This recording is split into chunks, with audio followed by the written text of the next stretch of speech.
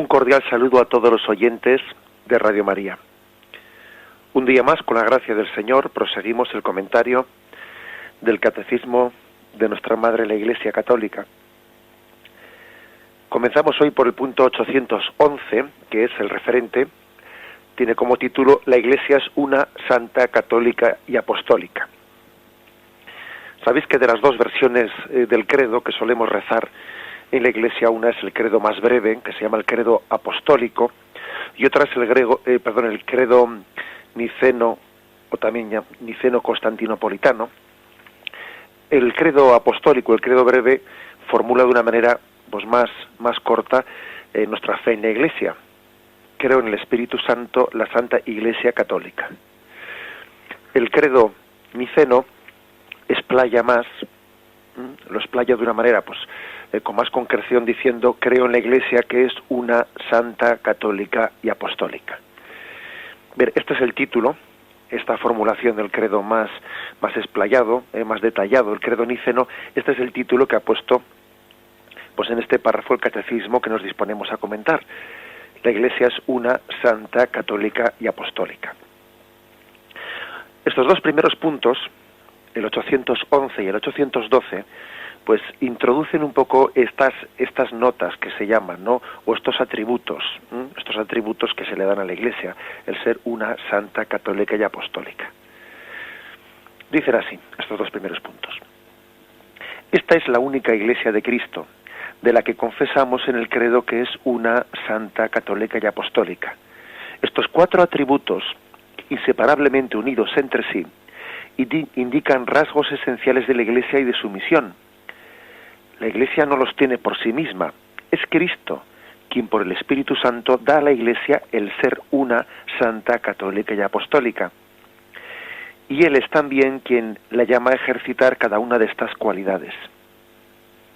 Solo la fe puede reconocer que la Iglesia posee estas propiedades por su origen divino, pero sus manifestaciones históricas son signos que hablan también con claridad a la razón humana. Recuerda el Concilio Vaticano I: la Iglesia por sí misma es un grande y perpetuo motivo de credibilidad y un testimonio irrefutable de su misión divina a causa de su admirable propagación, de su eximia santidad, de su inagotable fecundidad en toda clase de bienes, de su unidad universal y de su invicta estabilidad. Esto que hemos leído, que está aquí recogido en el punto del catecismo, pertenece al Concilio Vaticano I. Bien, aunque el catecismo no lo recoja con este nombre, en la teología a estos atributos de la Iglesia como una santa, católica y apostólica se les ha solido llamar con el nombre de notas de la Iglesia. Notas de la Iglesia no entendido notas en el sentido popular que nosotros le damos al término de ponerle notas a un examen. No es tanto ese sentido, sino más bien en qué se nota, en qué signos tenemos, ¿no?, de la veracidad de la Iglesia. Signos de veracidad. Porque vimos anteriormente que la Iglesia fue fundada por Cristo sobre el fundamento de Pedro y de sus apóstoles. Particularmente cuando Jesús estableció en la Eucaristía la nueva alianza del nuevo pueblo de Dios, ¿no?, y cuando le infunde el Espíritu como garantía de esa nueva alianza. Entonces, claro, se plantea ahora un dilema, ¿no? El hecho de que hoy en día existan diversas iglesias, como la anglicana, como la luterana, como la ortodoxa, y entonces se diga o no, hay un dilema, se formule de una manera o de otra manera. El dilema es: ¿dónde se encuentra la verdadera Iglesia que Cristo fundó? Pero claro, nosotros cuando uno convive en un contexto en el que la Iglesia Católica prácticamente es la única Iglesia presente, igual se lo pregunta menos. Pero si uno viviese en una nación en la que la presencia de las otras iglesias cristianas es también muy grande, lógicamente esa pregunta se la haría con mucha mayor facilidad, ¿no? ¿Dónde está la verdadera Iglesia que Cristo fundó? Dicho de otra forma, ¿qué criterios tenemos para discernir la verdadera Iglesia? ¿Qué criterios de veracidad tenemos, ¿no? ¿Esto es algo meramente subjetivo? ¿O hay criterios para de alguna manera discernir la veracidad de la Iglesia? No estamos hablando de una cosa de nuestros tiempos, porque es que esto ha existido desde el principio. San Irineo, en el siglo II, y habéis oído más de una ocasión citar en el comentario del Catecismo a San Irineo, porque el Catecismo lo hace con frecuencia, un autor del siglo II, ni más ni menos, ¿no?, al cual damos mucha importancia, lógicamente. San Irineo de Lyon, ya en el siglo II, él reclama contra lo que entonces era la herejía gnóstica, él reclamó y contrapuso la sucesión apostólica como garantía de verdad. Aquello ya era un criterio de credibilidad. Es decir, él decía frente a la herejía gnóstica, en la Iglesia Católica hay una sucesión apostólica. Es decir, yo puedo retrotraerme desde el obispo de mi diócesis hasta uno de los 12 apóstoles. Y vosotros, les decía la herejía gnóstica, que fue una de las primeras herejías, ¿no?, en la historia, vosotros no habéis nacido de Cristo a través de la sucesión apostólica, sino que tenéis pues un líder que no ha nacido de esa sucesión apostólica, sino que ha inventado vuestra Iglesia. O sea que no estamos hablando pues de una cosa nueva, que ya San Irineo en el siglo II planteaba esta cuestión. Pues ahí él estaba hablando de la sucesión apostólica como un criterio de discernimiento. Y el mismo San Agustín tiene un famoso texto en el que, bueno, pues en el que está hablando también de qué criterios tiene él para ser católico. O sea, su ser católico se basa únicamente pues en una tradición, o hay notas de veracidad, criterios de veracidad por los cuales él, la razón, no solo la fe, sino también la razón, ¿no?, aunque sea iluminada por la fe, le dice, tienes razones para ser católico. Y dice este texto de San Agustín: muchas cosas me retienen con toda justicia en el seno de la Iglesia Católica. Me retiene el consentimiento de pueblos y naciones, me retiene su autoridad indiscutible, iniciada con milagros, sustentada con la esperanza, fortalecida con el amor, establecida de antiguo. Me retiene la sucesión de pastores desde la misma sede del apóstol Pedro, a quien el Señor, después de la resurrección, dio el encargo de apacentar las ovejas, hasta el episcopado actual. Me retiene por fin el mismo nombre de católica, que no sin motivos en medio de tantas herejías ha conservado. Y aunque todos los herejes quieran llamarse católicos, sin embargo, cuando un forastero pregunta ¿dónde está la Iglesia de los católicos?, ningún hereje se atreve a indicar su templo o su casa. Estos son en número o importancia los lazos que retienen al cristiano dentro de la Iglesia. Dice San Agustín en este texto.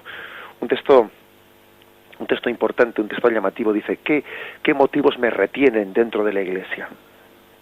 Y como veis, pues son varios, ¿no? Pero especialmente él también, a imagen de San Irineo, en el siglo II, pues se refiere mucho a la apostolicidad, el hecho de que la Iglesia venga por la sucesión de los apóstoles, ¿no? Y dice y también, como habéis escuchado, pues pone un ejemplo que no deja de ser gracioso. Él dice, aunque todas las herejías que han surgido en el siglo I, II y III, etcétera, pretenden llamarse católicos, sin embargo, cuando alguien viene y pregunta ¿dónde está la Iglesia Católica?, ningún hereje se atreve a señalar la suya, porque todos saben que están preguntando por la Iglesia Católica, ¿no? Bien, por lo tanto, el problema es tan viejo como la misma Iglesia. La división se dio desde el principio, no cometamos el error de pensar que hasta que surgió pues la Iglesia, el cisma de la Iglesia ortodoxa, o hasta que surgió Lutero, bueno, pues no había habido problemas y divisiones en la Iglesia. No, en absoluto. Desde el principio surgieron problemas y divisiones, como la herejía gnóstica a la que San Irineo ya en el siglo II hacía frente, ¿no? Desde un principio, por desgracia. Y entonces se preguntaban por qué criterios tenemos para saber dónde se encuentra aquella Iglesia a la que Cristo había prometido que el poder del infierno no podría contra ella. Sabemos, por otra parte, que esa promesa de Cristo tiene que haberse cumplido, porque la palabra de Cristo es eficaz. Cuando Jesús promete, y el poder del infierno no la derrotará, estamos totalmente seguros de la palabra de Cristo y que es eficaz. Bueno, pues dicho esto, hay que decir que poco a poco se han ido, para explicar esto especialmente fue con ocasión de la Reforma Protestante, cuando hubo una reflexión más profunda para discernir, ¿no?, cuál es la verdadera Iglesia fundada por Cristo. Y entonces se habló de signos, notas, cualidades, atributos, bueno, llamémoslo con las palabras que queramos, pero nos referimos a estos términos, que la Iglesia es una, santa, católica y apostólica. Notas que son propiedades que nos permiten reconocer a la verdadera Iglesia de Cristo.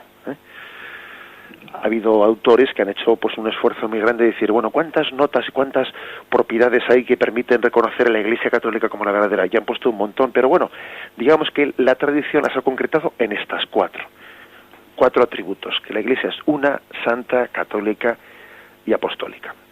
Bien, hay que decir una cosa que es importante, es que estos atributos, o esta utilización, digamos, un tanto apologética en defensa de la Iglesia Católica, pues no hay que utilizarla, pues así, digamos, de una manera raquítica, despreciando a las demás iglesias cristianas.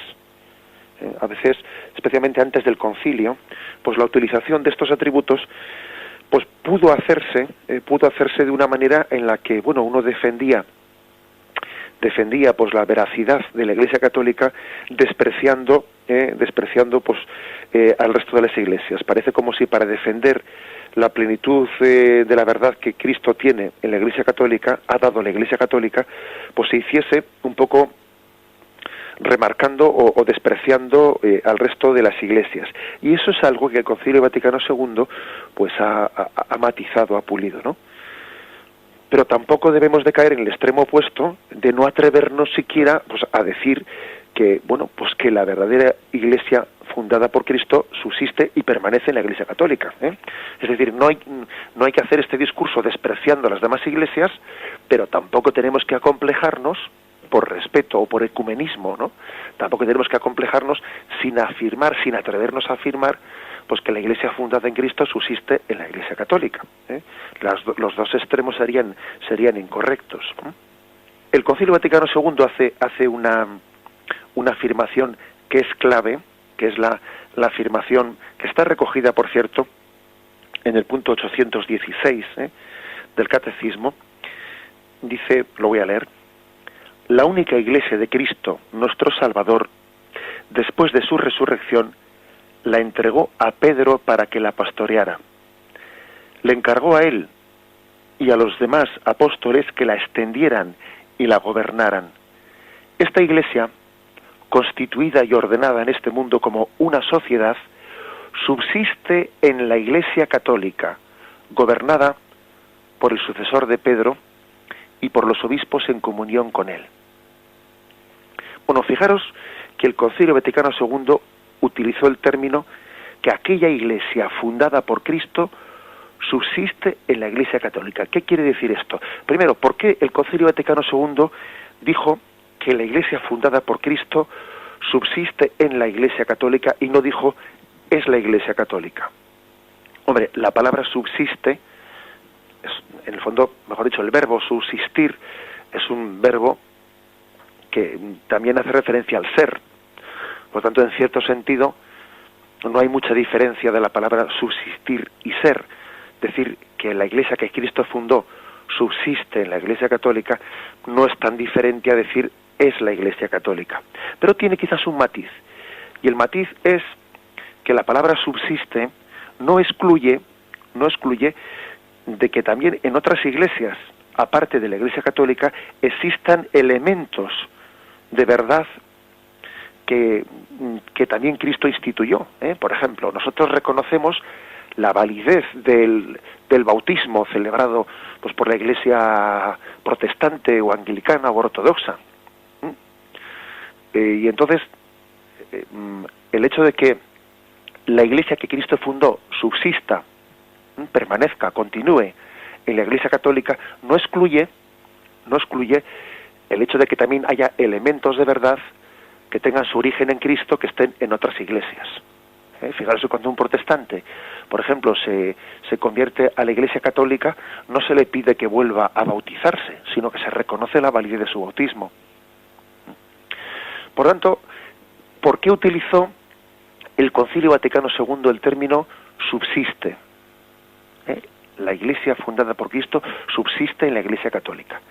Bueno, pues lo utilizó para decir que es la Iglesia Católica, pero que no excluimos que haya elementos de verdad que están en otras iglesias. Es la manera de matizar ese término que hizo el Concilio. Es cierto, dice el Concilio, que fuera de la Iglesia Católica se encuentran también en otras iglesias elementos de santificación, como dones propios de Cristo a la Iglesia, ¿no? Y que empujan además pues hacia una unidad.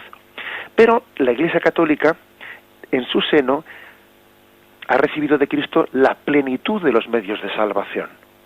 La plenitud, es decir, así como en otras iglesias reconocemos que hay elementos sueltos, ¿no? Elementos de santificación, pues decir que en la Iglesia Católica subsiste la Iglesia fundada por Cristo quiere decir que por don y por gracia en la Iglesia Católica se conservan la plenitud de esos medios de salvación, que quizás en otras iglesias cristianas están un poco dispersados.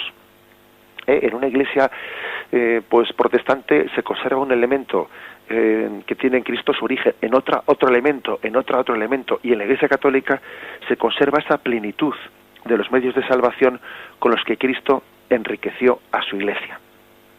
Pues bien, el Concilio no podría afirmar que la Iglesia fundada por Cristo subsiste en la Iglesia Católica si no hubiese algún modo de hacerlo reconocible, si no hubiese alguna forma un poco de reconocerlo, de razonarlo. Hay que razonar las cosas, claro. No se afirman así por las buenas, ¿no? Una iglesia que no pudiera hacerse reconocer aquí en la tierra no tendría su capacidad de ser un signo. Y decimos que la iglesia es como un sacramento de Cristo, ¿no? Es signo de Cristo, signo visible de Cristo ante los hombres. Entonces tiene que haber algún elemento que lo haga reconocible, algún elemento que nos permita hacer entender a los hombres que la Iglesia es una mejor dicho, que siendo una santa, católica y apostólica, es la Iglesia de Cristo. Este es el motivo por el que la doctrina católica hace un esfuerzo de decir, fijaros en estos signos, en los cuales se vislumbra, en los cuales se demuestra, como queramos decirlo, el que la Iglesia fundada por Cristo está aquí presente en la Iglesia católica. Bien, vamos a meditar esto brevemente y continuamos.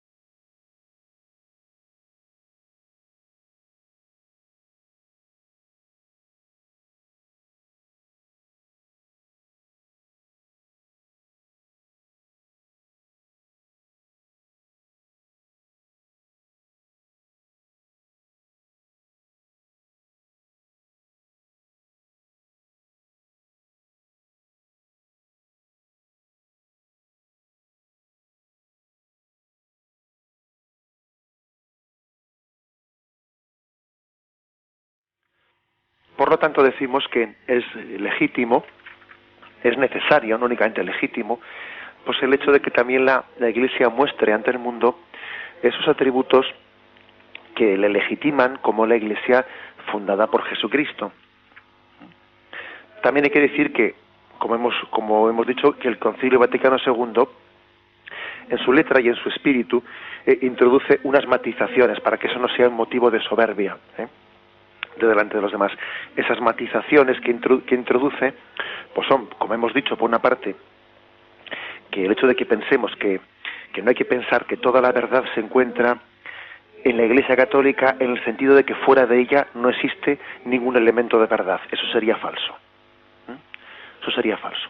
El hecho de que creamos que la plenitud de los medios que Cristo dio a la Iglesia se encuentran en la Iglesia Católica no quita para que muchos de esos medios puedan estar diseminados también en otras iglesias. El concilio ha emprendido un camino de reconocimiento de esos elementos de verdad que están en las demás iglesias, elementos de santificación, y la Iglesia pues procede, con una sensibilidad ecuménica, a reconocer que existen esos elementos de verdad. Otro defecto que hay que evitar es el de pensar que la Iglesia ha logrado la perfección. La Iglesia Católica tiene la perfección, de modo que cuando decimos que la Iglesia es una santa, pues pensar que la unidad y la santidad, por ejemplo, pueden ser consideradas ya como una realidad acabada. Y eso tampoco sería cierto. Está en construcción, estamos en camino. No estamos sujetos, hacia esa tensión, hacia ese crecimiento continuo hacia el ideal que Cristo nos dio. O sea, Cristo nos dio pues la santidad y la unidad, pues no únicamente como un atributo ya adquirido, no. Nos lo dio como un don, pero también nos lo dio como una tarea. Luego vamos en camino. Y en tercer lugar también hay que matizar que de esas cuatro notas, una santa, católica y apostólica, pues la nota principal de las cuatro, el atributo principal de las cuatro es la cuarta, la apostolicidad. En el fondo, en la cuarta nota, que la Iglesia es apostólica, se sustentan las otras tres. Ya hemos visto ese texto de San Irineo y ese texto también de San Agustín, en el que claramente pues el argumento principal que ellos utilizaban era la sucesión apostólica. Al final de las cuatro notas, la más demostrativa, podríamos decir, pues es la apostolicidad. Pero vamos, el catecismo, siguiendo el orden clásico de la exposición, pues las va comentando pues con este orden: una, santa, católica y apostólica. Aunque, como decimos, pues posiblemente racionalmente o apologéticamente, la que es fundamento de todas las demás es la apostolicidad. Dicho esto, pues hay que decir que nos adentramos en este comentario pues con humildad. Con humildad. La humildad no es no creer en la verdad. El humilde reconoce la verdad, pero la reconoce no para echarla en cara ante nadie y no para restregarla ante nadie, sino la reconoce como un don inmerecido que Dios ha depositado, que Cristo ha depositado en su Iglesia, pero no alardea de ella humillando a nadie, humillando a nadie. Eso forma parte del estilo ecuménico, del Concilio Vaticano II. La verdad se profesa con humildad, pero no se restriega a nadie para humillarle. Por otra parte, hay que decir que aunque sí que hay criterios para demostrar un poco la veracidad de la Iglesia Católica, pues también es verdad que luego esos criterios no sirven de mucho si no hay una apertura para percibirlos. Porque todos sabemos que en la historia de la Iglesia Católica hay páginas suficientemente oscuras para que quien no quiere creer se excuse en ellas para no dar el paso de la fe. Y en la historia de la Iglesia Católica, cómo no, hay páginas verdaderamente heroicas y maravillosas como para que aquellos que buscan la verdad la encuentren y se abracen a ella. Quiero decir con esto que, como dice el refrán, no hay razones para quien no quiere creer. Y aunque es verdad que hay criterios objetivos, de veracidad, y tenemos que explicarlos, y es nuestra labor explicarlos, también es importantísimo pues el purificar la intencionalidad con la que buscamos la verdad, porque si no buscamos la verdad sinceramente y humildemente, aunque se nos ponga, ¿no?, a un palmo de nuestras narices, no la vamos a reconocer. No la vamos a reconocer pues porque no la buscamos, ¿eh? Y no tenemos disposición, ¿no?, para abrazarla. Bien, hechas estas matizaciones, ¿no?, nos adentramos pues en esta primera nota o primer atributo, que es la Iglesia una. Está explicado a partir del punto 813. Leo el primero de los puntos. La Iglesia es una debido a su origen. El modelo y principio supremo de este misterio es la unidad de un solo Dios Padre e Hijo en el Espíritu Santo, en la Trinidad de personas. La Iglesia es una debido a su fundador, pues el mismo Hijo encarnado, príncipe de la paz, por su cruz reconcilió a todos los hombres con Dios, restituyendo la unidad de todos en un solo pueblo y en un solo cuerpo. La Iglesia es una debido a su alma. El Espíritu Santo que habita en los creyentes y llena y gobierna a toda la Iglesia, realiza esa admirable comunión de fieles y une a todos en Cristo tan íntimamente que es el principio de la unidad de la Iglesia. Por tanto, pertenece a la Iglesia misma de la Iglesia, pertenece a la esencia misma de la Iglesia ser una. Y trae aquí a colación un texto de San Clemente de Alejandría. Dice: qué sorprendente misterio. Hay un solo Padre del universo, un solo Logos del universo y también un solo Espíritu Santo, idéntico en todas partes. Hay también una sola Virgen hecha Madre y me gusta llamarla Iglesia. Qué texto tan bello, ¿no?, de San Clemente de Alejandría. Qué joya nos aporta este catecismo, qué joyas en la recopilación de muchos textos de los padres de la Iglesia, ¿no?, de los primeros siglos. Fijaros que dice: hay también una sola Virgen hecha Madre y me gusta llamarla Iglesia. Por lo tanto, la afirmación que está aquí haciendo el catecismo es que la Iglesia es una debido a su origen, en primer lugar, debido a su origen. Al origen en Cristo y al origen en el designio de Dios Padre.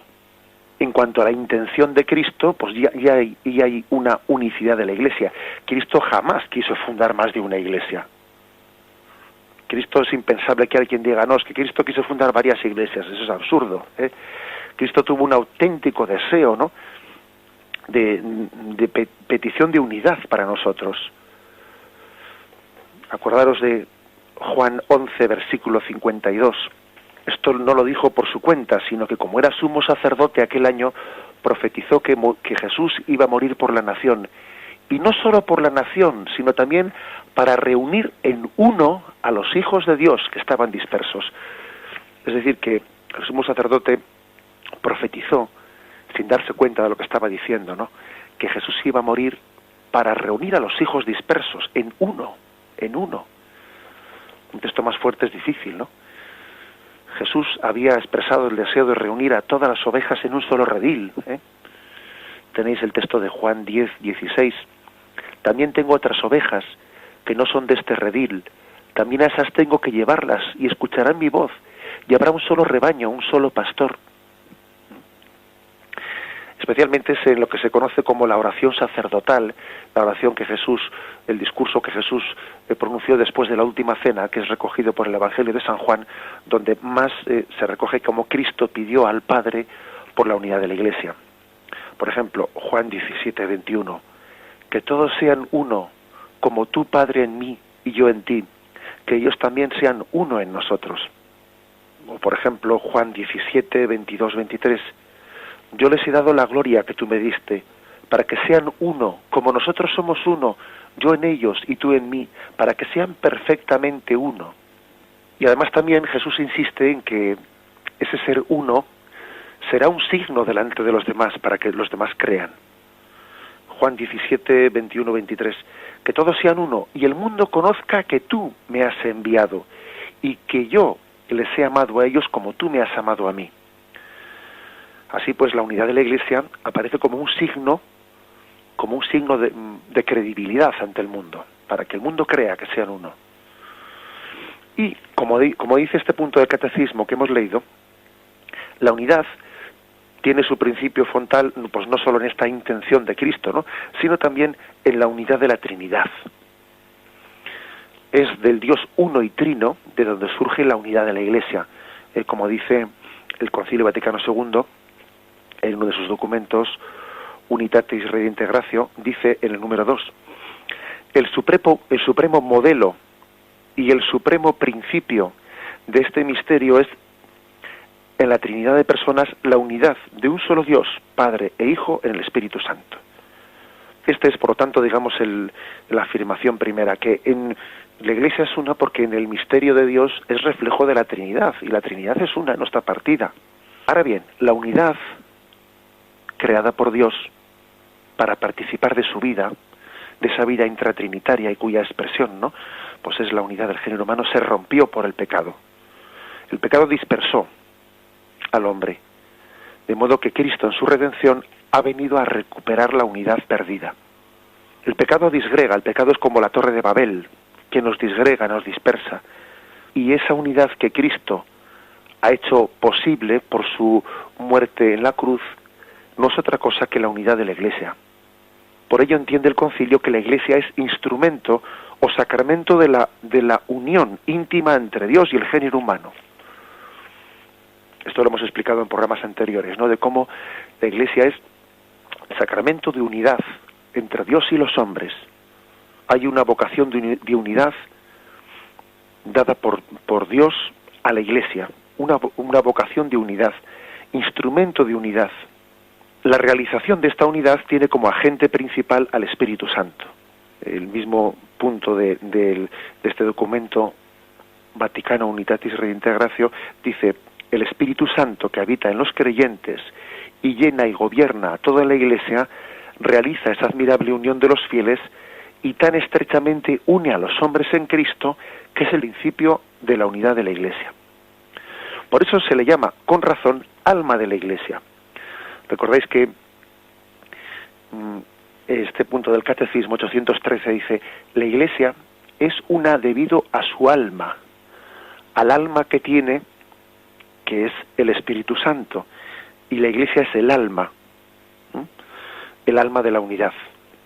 Aquí podríamos también recordar otro texto de Tertuliano, un autor de los primeros siglos también. Dice: donde están los tres, el Padre, el Hijo y el Espíritu Santo, allí se encuentra la Iglesia, la cual es el cuerpo de los tres. Fijaros, ¿no?, porque nosotros decimos que la Iglesia es el cuerpo místico de Cristo, pero en ese texto de Tertuliano se atreve a decir que la Iglesia es el cuerpo de los tres. Bueno, pues porque en ella inhabita esa plenitud, la Trinidad, ¿no?, como cuerpo de la Trinidad. Pero así como en el seno de la Trinidad es el Espíritu el artífice de la unidad, así la Iglesia, el Espíritu Santo, constituye el don de la unidad en un solo cuerpo.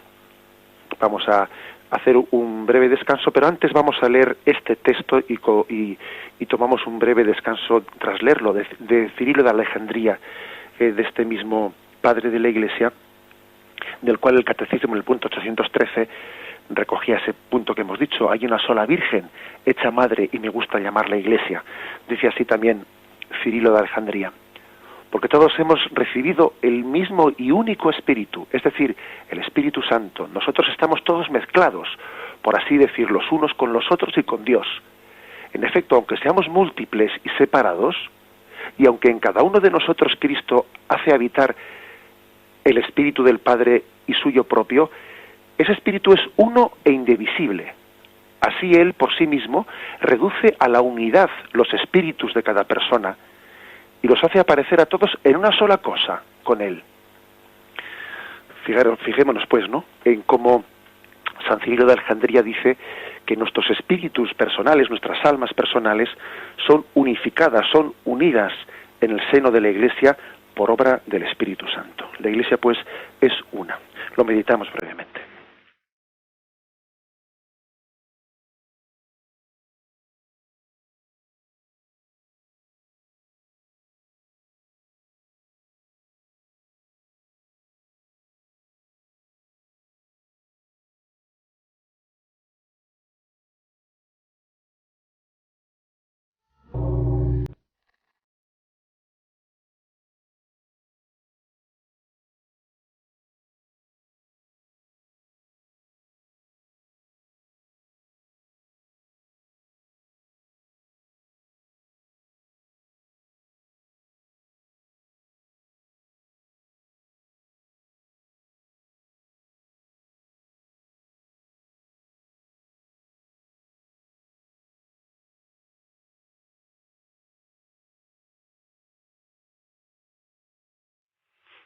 El punto 814 dice así: desde el principio esta Iglesia una se presenta, no obstante, con una gran diversidad, que procede a la vez de la variedad de los dones de Dios y de la multiplicidad de las personas que lo reciben.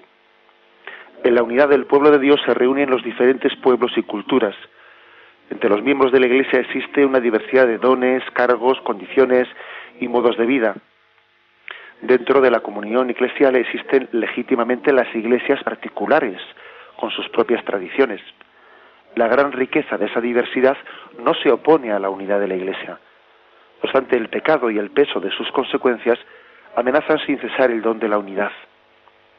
También el apóstol debe exhortar a guardar la unidad del Espíritu con el vínculo de la paz.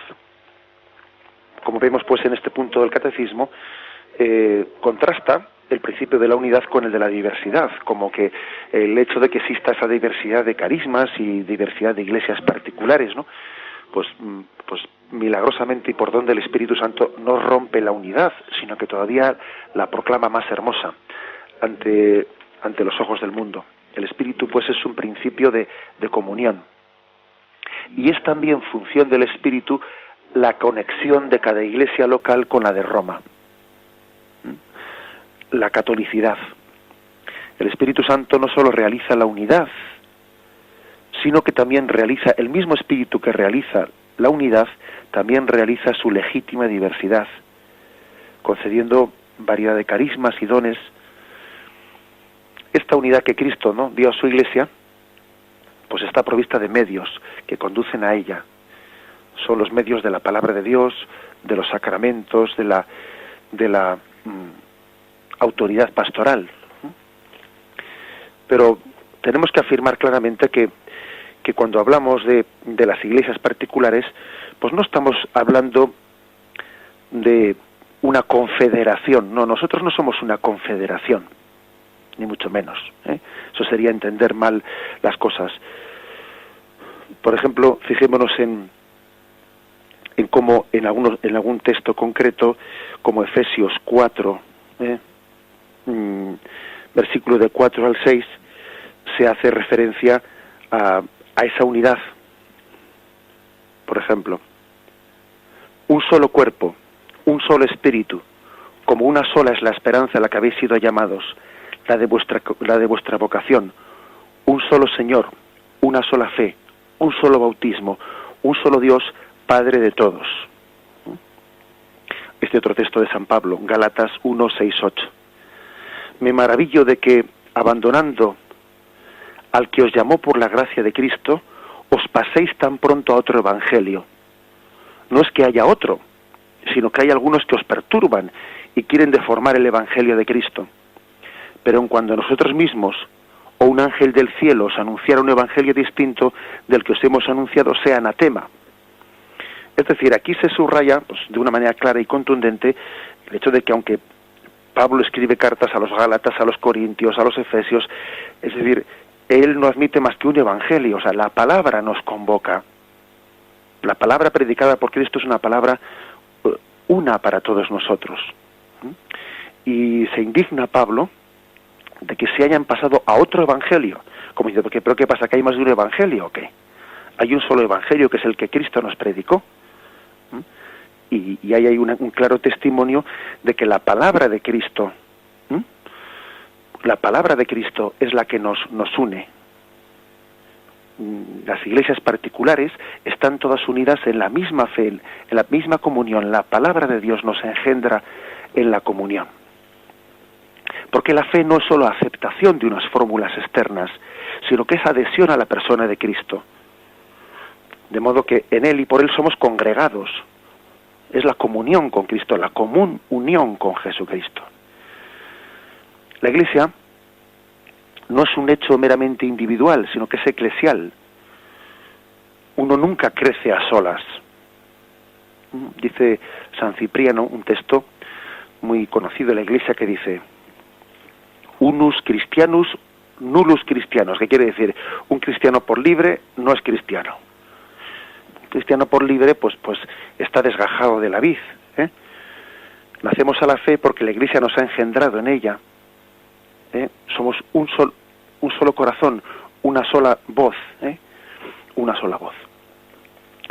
Mucho podríamos insistir en todo ello, pero un texto muy claro en el que os invito a meditar es el de la experiencia de Pablo, de cómo él, aun habiendo tenido esa especie de encuentro carismático con Jesucristo cuando iba camino de Damasco, ¿no?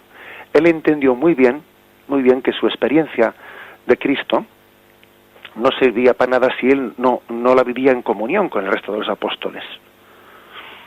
Por eso dice Gálatas 2, versículo del 1 al 10. Luego, al cabo de 14 años, subí nuevamente a Jerusalén con Bernabé, llevando conmigo también a Tito. Subí movido por una revelación y les expuse el evangelio que proclamo entre los gentiles, para saber si corría o había corrido en vano. Esta expresión es clave, ¿no? Para saber si corría o había corrido en vano, no fuese que estuviese corriendo en vano. Es decir, porque esa experiencia que Pablo ha tenido de Cristo tiene que ser vivida en la comunión de la Iglesia de Cristo. Pues bien, ni siquiera Tito, que estaba conmigo, con ser griego, fue obligado a circuncidarse, etcétera, etcétera. Por lo tanto, Pablo busca en los apóstoles, busca en esas columnas de la Iglesia, que son Santiago, Pedro y Juan, busca confrontar su evangelio con ellos. De modo que recibió su mano derecha en signo de comunión, le dieron la mano como signo de comunión. Así pues, en las iglesias particulares, aunque hay una mostración, ¿no?, de esa riqueza del misterio del Espíritu Santo, esa riqueza de, por ejemplo, de ritos litúrgicos que pueden existir dentro de la Iglesia Católica, aparte del rito latino, los ritos orientales, etcétera, esa riqueza no rompe la unidad, sino todo lo contrario. Lejos de romperla, manifiesta la unidad, no en la diversidad de los hombres que la formamos. Bien, dejamos aquí por hoy el comentario del Catecismo. Seguiremos mañana rematando este punto a partir del punto 815. Damos paso ahora a la intervención de los oyentes. Quien desee formular alguna pregunta o hacer una aportación puede hacerlo llamando, como es costumbre, al teléfono 917 107 700. 917 107 700.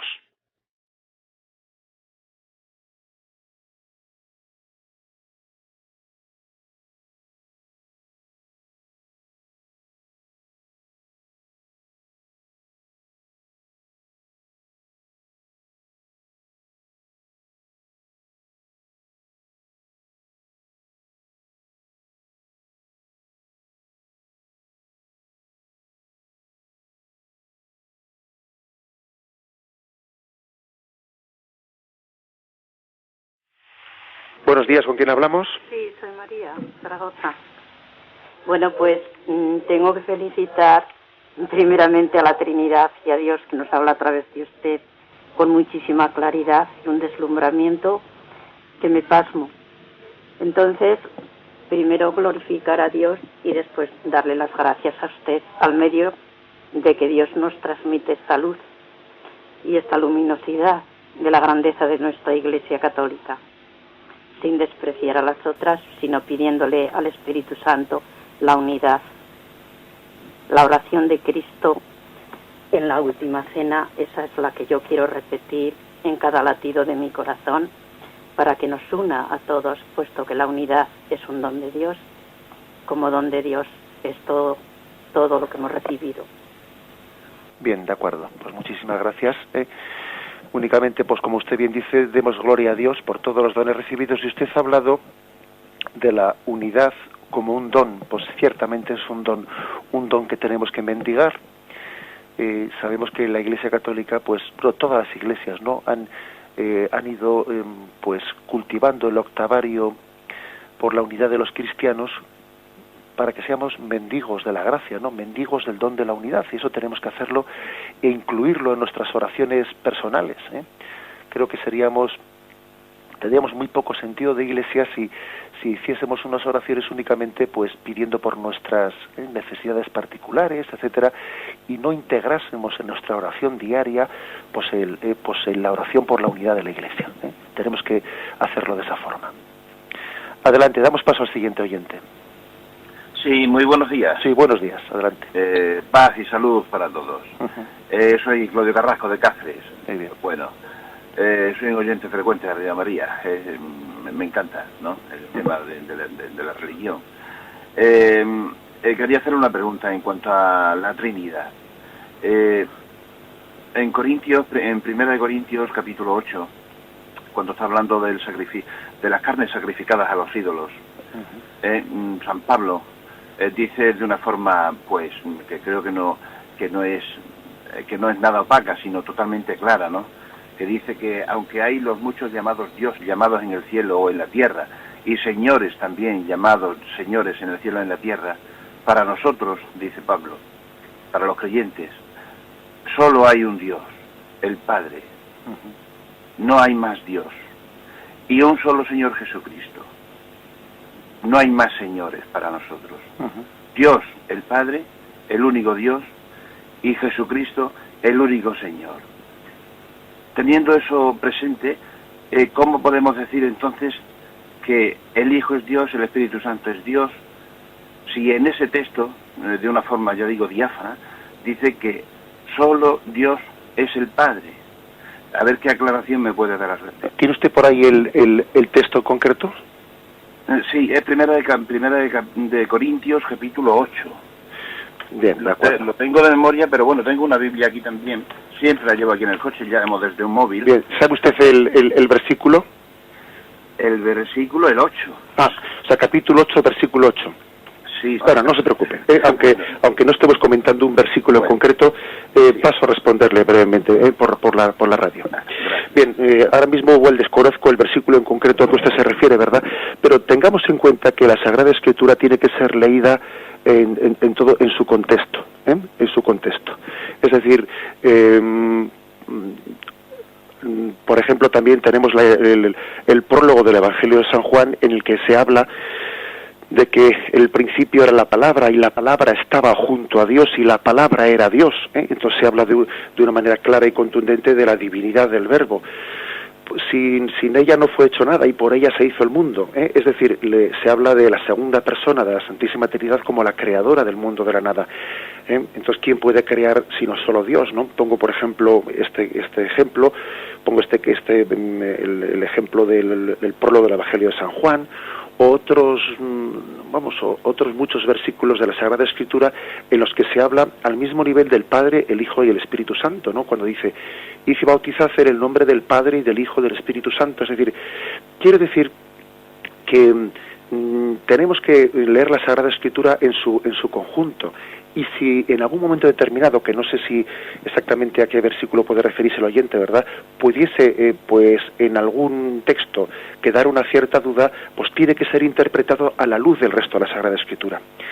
Es una cosa que ya he tenido ocasión de decirla una vez, pero a veces ocurre que tenemos, especialmente en algunos, en algunas tendencias así un poco oscurantistas o apocalípticas o así un poco, en algún tipo de sectas, para entendernos, ¿no? Son muy dados a interpretar la Sagrada Escritura desde los textos más oscuros. Entonces a veces uno recurre, pues yo qué sé, ¿no?, a un versículo concreto del Apocalipsis y pretende hacer de ese versículo pues la clave de interpretación de toda la Sagrada Escritura. Más normal es interpretar los versículos que sean más oscuros desde los versículos más claros, Es decir, que es muy importante este principio de interpretación de la Sagrada Escritura en su conjunto y, por supuesto, en el seno de la Iglesia Católica, Es decir, la palabra de Dios también se interpreta desde la tradición de la Iglesia Católica, desde la tradición de cómo fue comprendida la palabra de Cristo por la primitiva Iglesia Católica, por los padres de la Iglesia que la interpretan, etcétera. Fijémonos cómo el catecismo de la Iglesia Católica menta mucho las citas de los padres, porque la palabra de Dios, si no fuese porque es interpretada por la tradición de la Iglesia y por los padres de la Iglesia, podría ser perfectamente un cajón desastre del cual cada uno sacase un versículo distinto, pues para decir cosas hasta contradictorias. Es muy importante entender que la Sagrada Escritura tiene que ser interpretada en el seno de la Iglesia. Bien, damos paso al siguiente oyente. Buenos días, ¿con quién hablamos? Sí, buenos días. Mire, soy Teresa de Zaragoza. Quería, sobre el tema del bautismo, Pues a mí me ha planteado que me parece que es en Efesios, no recuerdo, era esto que incluso hay un cántico en la iglesia cuando dice un solo Señor, una sola fe, etcétera, ¿no? Entonces, de cara a las otras confesiones o iglesias, concretamente, pues en España, yo lo único que conozco en España, los evangélicos, ¿no?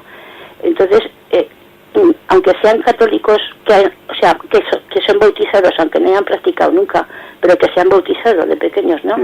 Pues resulta que bueno, pues que ellos practican el bautismo por inmersión y pasan por hacen el rito, ¿no?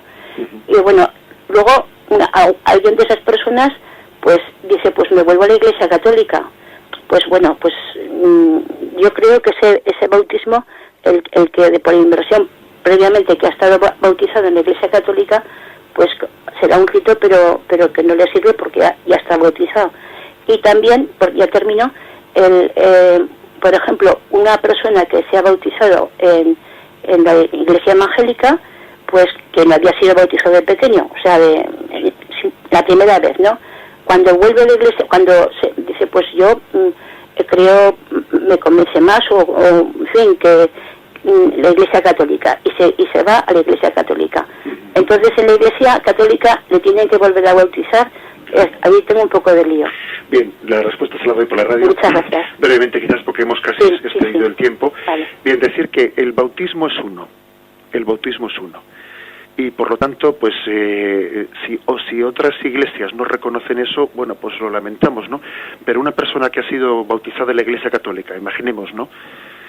Y luego pues entra en otra iglesia, y si esa otra iglesia no reconociese el bautismo católico, que bueno, que estaría raro, ¿no? Pero si no lo reconociese y volviese a bautizarle, bueno, nosotros entendemos que el bautismo era uno y que por lo tanto el segundo bautismo no era necesario y no añadía nada al primero. Y si volviese lógicamente a la Iglesia Católica, pues bueno, pues ya como estaba bautizado de entrada y punto. Sin embargo, si un protestante, ¿no?, que ha sido bautizado, sea por inmersión o sea por otro, eso es un poco lo de menos, ¿no? Eso es una forma externa, pero la validez del sacramento no la da que sea por inmersión o sea de otra forma. Un protestante, un evangélico que se ha recibido en la Iglesia Católica, la Iglesia va a reconocer la validez de su bautismo, porque, como hemos dicho antes, el bautismo es un sacramento, un medio de gracia que Dios afortunadamente no se ha conservado también en otras iglesias, ¿no? Aunque no tengan la plenitud de los dones de Cristo, sí tienen la mayoría de las iglesias, ¿no? Bueno, yo diría todas, si no, no serían iglesias cristianas. Bien, damos gracias a Dios por este comentario del Catecismo y, si Dios quiere, continuaremos a partir del punto 815. Alabado sea Jesucristo.